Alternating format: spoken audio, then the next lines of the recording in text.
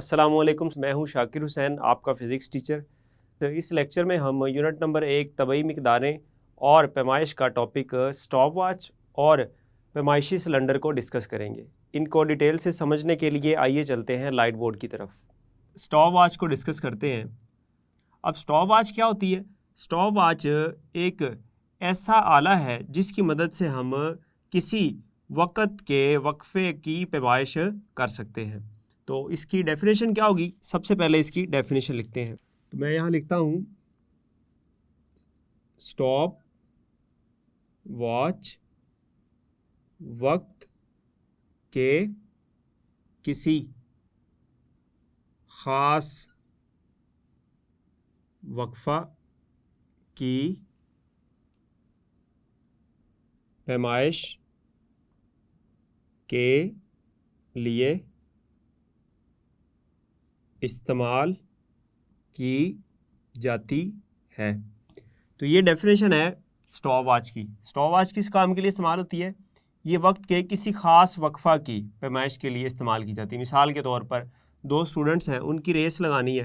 तो एक स्टूडेंट की रेस लगाते हैं कि वो सामनी दीवार को एक स्टूडेंट कितनी देर में वापस आके, यानी कि उसको दीवार को हाथ लगा के वापस कितनी देर में आता है। तो उसकी दौड़ लगाते हैं और जैसे ही दौड़ लगाते हैं तो आप स्टॉप वॉच को स्टार्ट कर देते हैं। तो स्टॉप वॉच के ऊपर जो वक्त है वो चलना शुरू हो जाता है और वो जैसे ही वहाँ जाएगा और फिर वापस आएगा आपके पास, तो आप उस स्टॉप वॉच को स्टॉप कर देते हैं। ठीक है, तो अब उस स्टॉप वॉच के ऊपर आपको वो वक्त मिल जाएगा कि कितनी देर में ये बच्चा जो है, ये स्टूडेंट दौड़ लगा के सामने दीवार को हाथ लगा के वापस आया, यानी कि ये एक इवेंट है। ठीक है, इसकी पैमाइश आपने उस स्टॉप वॉच की मदद से कर ली। इस तरह से आप दूसरे स्टूडेंट की भी आप कर सकते हैं और फिर आप ये मेजर कर सकते हैं कि किसने ज़्यादा वक्त लिया उस सामने वाली दीवार को हाथ लगाकर वापस आने में। ठीक है, तो ये क्या काम करती है? ये किसी मिसाल के तौर पर आपने अंडे को बॉयल करना है और अंडे को बॉयल करने के लिए आप क्या काम करते हैं? आप उसको पानी में डाल देते हैं और फिर स्टॉप वॉच को स्टार्ट कर देते हैं और आप तकरीबन 10 मिनट बाद जब उसको स्टॉप करते हैं तो आपने देखा 10 मिनट लगे, स्टॉप कर दिए जैसे टाइम को, और फिर जब आपने अंडा निकाला और उसको चेक किया तो वो बिल्कुल पक चुका था। ठीक है, तो इस तरह से आप अंडे को बॉयल कर सकते हैं और आपको ये पता चल गया कि अंडा जो है वो कितना टाइम लेता है बॉयल होने में। तो इस तरह से स्टॉप वॉच जो है ये वक्त का वक्फा मालूम करने के लिए इस्तेमाल होती है। अब जो स्टॉप वॉच है, स्टॉप वॉच की दो इकसाम होती हैं। इसमें से मैं यहाँ लिखता हूँ इकसाम। किसकी इकसाम की बात हो रही है? स्टॉप वॉच की। तो स्टॉप वॉच की दो इकसाम है। इसमें से एक है mechanical stop watch, mechanical stop watch, और दूसरी है डिजिटल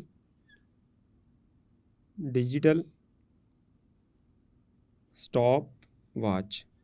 तो ये दो तरह की स्टॉप वॉच होती है, एक मैकेनिकल स्टॉप वॉच होती है और एक डिजिटल स्टॉप वॉच होती है। अब ये समझते हैं कि मैकेनिकल स्टॉप वॉच क्या होती है और डिजिटल स्टॉप वॉच क्या होती है। तो डियर स्टूडेंट्स, जो मैकेनिकल स्टॉप वॉच है ये हमारे पास एक वक्त के 10वें सेकंड को मैयर करने के लिए इस्तेमाल होती है, यानी कि एक वक्त का आपने 10वां मैयर करना है, पैमाइश करनी है उसकी, तो आप मैकेनिकल स्टॉप वॉच को यूज़ करेंगे। मिसाल के तौर पर हम ये कह सकते हैं कि मैकेनिकल स्टॉप वॉच की मदद से वक्त के 0.1 सेकंड तक के वक्फे की पैमाइश की जा सकती है। तो यहाँ मैं इसकी डेफिनेशन में लिख सकता हूँ मैकेनिकल स्टॉप वॉच की मदद से वक्त के 0.1 सेकंड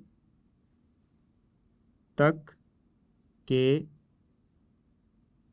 वक्फे की पैमाइश की जा सकती है। तो ये डेफिनेशन है हमारे पास मैकेनिकल स्टॉप वॉच की, कि इसकी मदद से हम वक्त के 0.1 सेकंड यानी कि 1/10 सेकंड, 1 सेकंड के 10वें हिस्से तक की पैमाइश कर सकते हैं। तो हम ये भी कह सकते हैं कि जो मैकेनिकल स्टॉप वॉच है उसका जो लीस्ट काउंट है वो 0.1 सेकंड है। ये एमसीक्यू भी आपसे पूछा जा सकता है।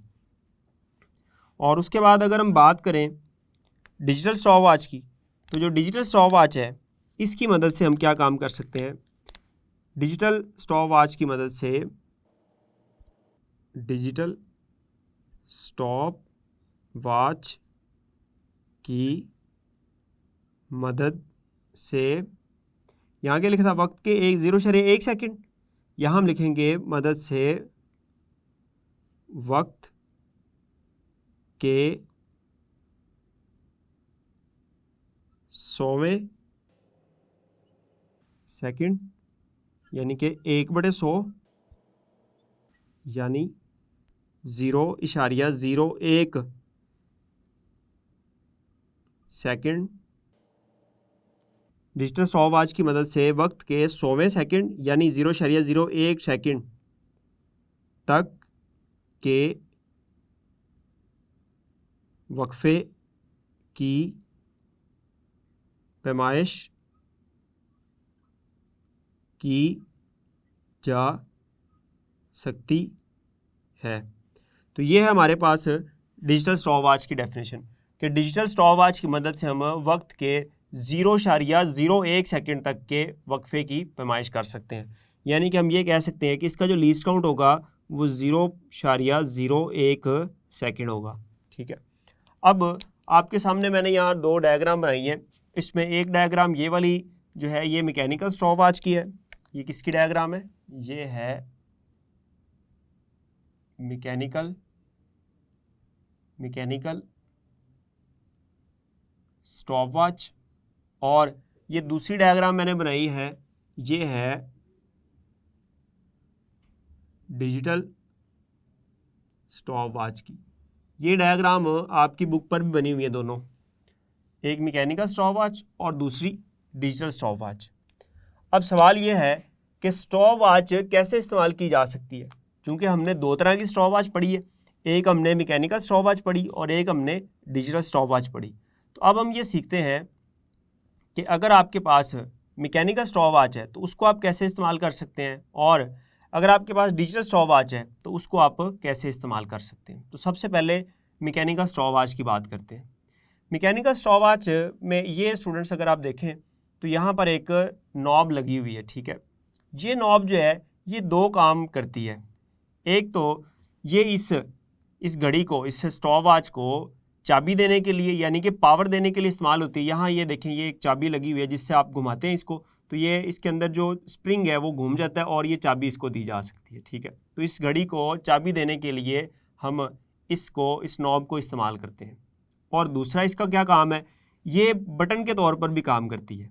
ये जो नॉब आपको नज़र आ रही है ना, ये स्टॉप स्टार्ट बटन के तौर पर भी इस्तेमाल होती है।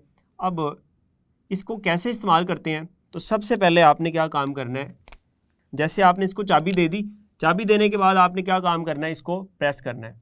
जैसे आप एक दफ़ा इसको प्रेस करेंगे तो ये जो इसकी सुई है ये चलना शुरू हो जाएगी। ठीक है, पहले यहाँ 0 पर होगी स्टार्ट में और फिर ये चलना शुरू हो जाएगी। अब जैसे ही वो इवेंट जिस वक्फे तक आपने वो उसका पैमाइश करनी जिस वक्फे की, तो आप क्या काम करेंगे, जैसे ही वो वक्फा पूरा हो जाएगा आप इसको दोबारा दबा देंगे। जैसे आपने इसको दोबारा प्रेस किया, अब पहले ये स्टार्ट थी, चल रही थी सुई, अब ये रुक जाएगी, अब ये स्टॉप हो जाएगी। पहली दफ़ा दबाने से क्या होगा, स्टार्ट हो जाएगी, और दूसरी दफ़ा दबाने से क्या होगा, ये स्टॉप हो जाएगी। और अब आपने वो वक्फा मालूम कर लिया, और फिर जब आप तीसरी दफ़ा इसको दबाएंगे तो ये जो इसकी नीडल है, सुई है, ये दोबारा 0 पर आ जाएगी। ठीक है, तो इस तरह से आप मैकेनिकल स्टॉप वॉच को इस्तेमाल कर सकते हैं। उसके बाद हम बात करते हैं कि जो डिजिटल स्टॉप वॉच है इसको कैसे इस्तेमाल करते हैं। तो इसमें देखें, आपके पास 3 बटन यहाँ नज़र आ रहे हैं। एक ये स्टार्ट स्टॉप बटन वाला है, और एक ये रीसेट बटन है, और ये मोड वाला बटन है। ये मोड वाला बटन जो है ये क्या काम करता है, ये जो डिजिटल स्टॉप वॉच है ना, ये आमतौर पर लेबॉर्ट्री के अंदर इस्तेमाल होती है, ज़्यादातर इसका काम यहाँ ही है। अब इसके इस्तेमाल में जो मोड है, जब आप इस मोड से 2 काम होते हैं, एक तो आप इसको स्टॉप वॉच भी बना सकते हैं, और दूसरा इसको जो रेगुलर वॉच होती है हमारी घड़ी उसके तौर पर, यानी कि ये रेगुलर टाइम भी हमें बताती है। ठीक है, तो ये मोड से आप सेट कर सकते हैं कि आपने इसको स्टॉप वॉच के तौर पर इस्तेमाल करना है या वैसे रेगुलर घड़ी के तौर पर इस्तेमाल करना है। चलिए बात, चूँकि हम स्टॉप वॉच को डिस्कस कर रहे हैं तो ये मोड जो है ये स्टॉप वॉच वाला आप रखेंगे। उसके बाद आपने क्या काम करना है, सबसे पहले आपने इस स्टार्ट स्टॉप को बटन को दबाना है। तो जैसे आप स्टार्ट स्टॉप के बटन को प्रेस करेंगे तो इसको प्रेस करने पर ये जो टाइम है, पहले यहाँ 0 होंगे सारे, तो ये टाइम चलना शुरू हो जाएगा, ठीक है। जैसे ही टाइम चलना शुरू हो जाएगा और आपने जिस इवेंट के लिए उस टाइम को मेजर करना है, उसकी पैमाइश करनी है, वो इवेंट जैसे ही मुकम्मल होगा आप इस बटन को दोबारा प्रेस करेंगे, दोबारा दबाएंगे। जैसे आप दूसरी दफ़ा इस बटन को दबाएंगे तो फिर ये जो टाइम है ये रुक जाएगा। अब आपने वो नोट कर लिया, जैसे आपकी बुक के मुताबिक ये है 18 मिनट 47 सेकंड और ये 57 नीचे वो जो 100वें सेकंड वाला हिसाब चल रहा होता है ये चल रहे हैं। तो अगर हम ओवरऑल बात करें तो 18 मिनट और 47 सेकंड ये टाइम हुआ है। अब ये आपने वक्फा मालूम कर लिया, उसके बाद आप क्या काम करेंगे, उसके बाद आपने रीसेट करना होता है। रीसेट का क्या मतलब है कि दोबारा अगर आपने 0 पर लाना है इसको तो फिर आप रीसेट वाले बटन को दबाएंगे और जैसे ही आप रीसेट वाले बटन को दबाएंगे तो ये दोबारा 0 पर आ जाएगी। तो ये तरीकाकार है कि हम स्टॉप वॉच को कैसे इस्तेमाल करते हैं। और पेपर के पॉइंट ऑफ व्यू से अगर मैं आपको बताऊं तो ये स्टॉप वॉच का एक इम्पॉर्टेंट क्वेश्चन बनता है। इसमें 2 क्वेश्चन आते हैं। एक क्वेश्चन ये आता है कि स्टॉप वॉच से क्या मुराद है, स्टॉप वॉच किसे कहते हैं और इसकी इकसाम बयान करें। तो स्टॉप वॉच की डेफिनेशन और इसकी दोनों इकसाम की डेफिनेशन, ठीक है। और दूसरा सवाल ये आता है कि मैकेनिकल स्टॉप वॉच को कैसे इस्तेमाल करते हैं। तो ये मैकेनिकल स्टॉप वॉच का आपकी बुक पर जो पहला पैराग्राफ है छोटा सा 3-4 लाइनों वाला, वो आपने लिख देना है। और अगर वो आप पूछ ले आपसे कि डिजिटल स्टॉप वॉच को कैसे इस्तेमाल करते हैं, तो जो दूसरा पैराग्राफ है ये स्टॉप वॉच कैसे इस्तेमाल की जा सकती है वाले टॉपिक में, तो उसमें आप दूसरा पैराग्राफ लिख देंगे और डायग्राम बनाने की ज़रूरत नहीं है। अगर आप बना सकते हैं तो बना लें, अदरवाइज़ ज़रूरत नहीं है। तो ये इस तरह से शॉर्ट क्वेश्चन आपसे पूछा जा सकता है। उसके बाद हम बात करते हैं पैमाइशी सिलेंडर की। तो पैमाइशी सिलेंडर क्या होता है। पैमाइशी सिलेंडर मैंने आपके सामने बनाया है ये वाला। ये जो पैमाइशी सिलेंडर है ये आमतौर पर शीशे यानी कि ग्लास या प्लास्टिक का बना होता है, ठीक है। और ये एक बोतल नुमा आपको नज़र आ रहा है और इस पैमाइशी सिलेंडर में लंबाई के रुख ये देखिए ये दर्जे लगे होते हैं। ये किस में होते हैं, ये मिलीलीटर में। और यहाँ देखिए ये 0 है और ये आखिरी मैंने यहाँ 200 मिलीलीटर बनाया है जो कि आपकी बुक के मुताबिक है। तो 200 मिलीलीटर का ये एक मेजरिंग सिलेंडर यानी कि पैमाइशी सिलेंडर आपके सामने मौजूद है। अब इसमें आमतौर पर इसको किस लिए इस्तेमाल करते हैं, इसको हम इस्तेमाल करते हैं किसी माया या पाउडर के वॉल्यूम की पैमाइश के लिए।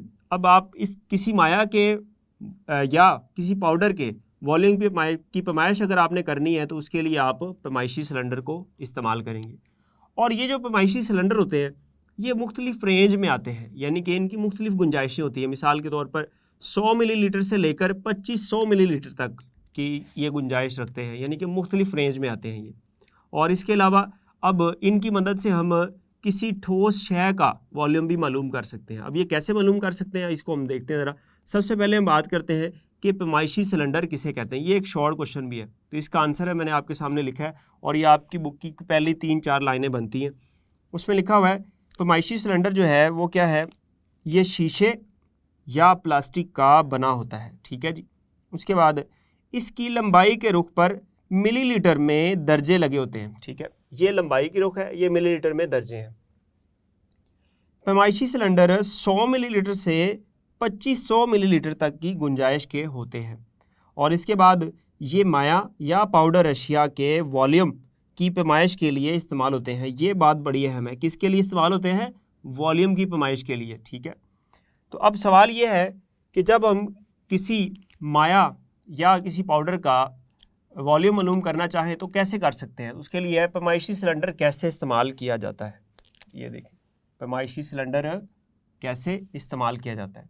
तो इसको इस्तेमाल करना बहुत आसान है। आपने जो लिक्विड यानी कि जिस माया की आपने पैमाइश करनी है आप उसको इसके अंदर डाल दें। जैसे यहाँ पानी डाला हुआ है तो आपने पानी इसमें डाल दिया या जो भी आपके पास माया है जिसकी पैमाइश आप करना चाह रहे हैं वो आप इसके अंदर डाल दें। और उसके बाद ये जो दर्जे लगे हुए हैं इन दर्जों को आपने पढ़ना है कि ये जो आपने जो माया इसके अंदर पैमाइशी सिलेंडर के अंदर डाला है उसका लेवल कहाँ तक आ रहा है, तो आपने वो लेवल देखना है। अब कैसे देखना है ये बड़ा अहम सवाल है। तो इसको देखने के लिए आपने ये काम करना है कि आपने अपनी आँख को ये जो मेनिस्कस है यानी कि ये जो इसकी हलाली जो ये सतह होती है, आम तौर पर ये जो सतह होती है ना जिसकी लिक्विड की, ये या तो गहरी होती है इस तरह से या उभरी हुई होती है, ठीक है। अगर ये मरकरी होता है तो ये उभरी हुई होती है बाहर की तरफ, और दूसरे लिक्विड के लिए, दूसरे मायात के लिए ये आमतौर पर ऐसे गहरी सतह होती है, इसको हलाली सतह भी कहते हैं, ठीक है। अब आपने क्या काम करना है, आपने अपनी आंख को बिल्कुल इसके सीधा लेवल पर रखना है, ठीक है, बिल्कुल लेवल पर। यानी कि आपकी आंख ना इस सतह से ऊपर होनी चाहिए और ना इस सतह से नीचे होनी चाहिए। यानी कि आप अपनी आंख को यहाँ पर ऐसे यूं रख के इस्तेमाल नहीं, इसको पढ़ नहीं सकते, ठीक है।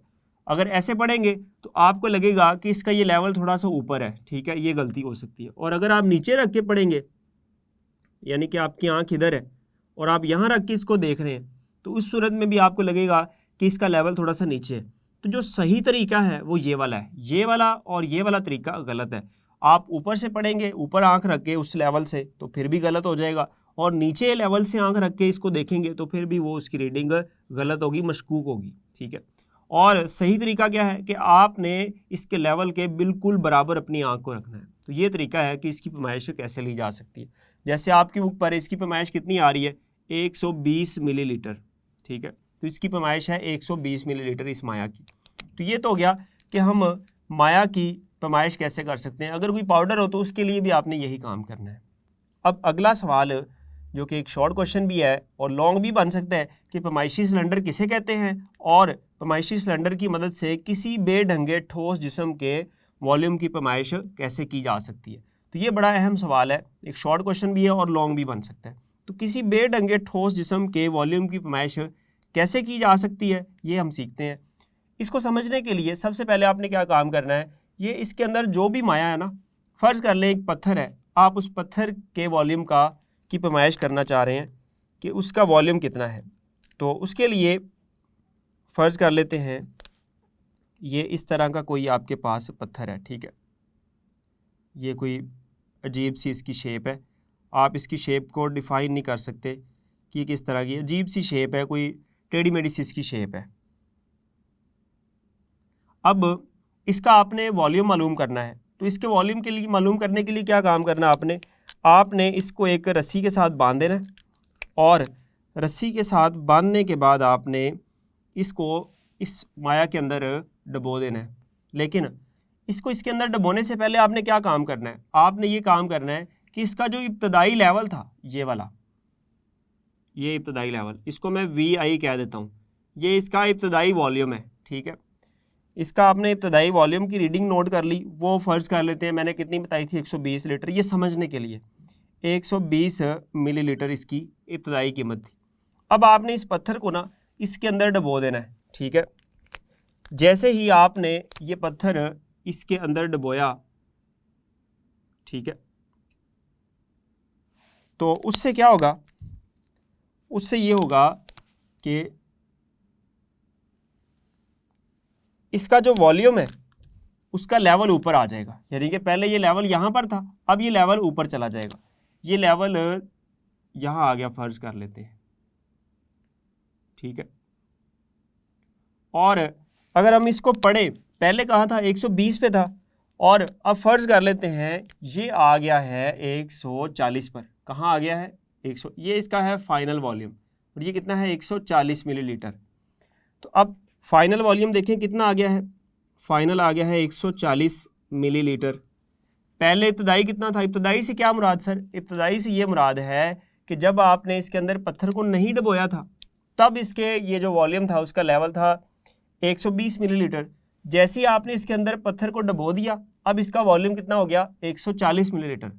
अब सवाल ये है कि इस पत्थर का वॉल्यूम कितना होगा। तो पत्थर का वॉल्यूम निकालने के लिए आपने ये काम करना है, यहाँ मैं लिखता हूँ पत्थर का वॉल्यूम कितना होगा स्टूडेंट्स, जल्दी बताएं, आपको समझ आ रही होगी। 140 में से 120 को माइनस कर दें, यानी कि फ़ाइनल वॉल्यूम में से इब्तदाई वॉल्यूम को माइनस कर दें, तो आपके पास उस पत्थर का वॉल्यूम आ जाएगा। तो वो होगा VF माइनस VI। तो ये कितना है, 140 माइनस 120, तो ये कितना हो जाएगा, ये हो जाएगा 20 मिलीलीटर। तो ये उस पत्थर का वॉल्यूम है, ठीक है जी। तो उम्मीद है आपको ये बात समझ आ गई होगी कि हमने कैसे पत्थर का वॉल्यूम मालूम करना है। आपको इस लेक्चर में स्टॉप वॉच और इसकी इकसाम का पता चला, और इसके अलावा आपने पैमाइशी सिलेंडर के बारे में जाना कि ये क्या होता है और इसकी मदद से हम किस तरह से किसी माया या एक पाउडर का वॉल्यूम मालूम कर सकते हैं। उम्मीद है स्टूडेंट्स आपको ये लेक्चर समझ आया होगा। अगले लेक्चर में जल्द मिलेंगे, तब तक के लिए अल्लाह हाफिज़।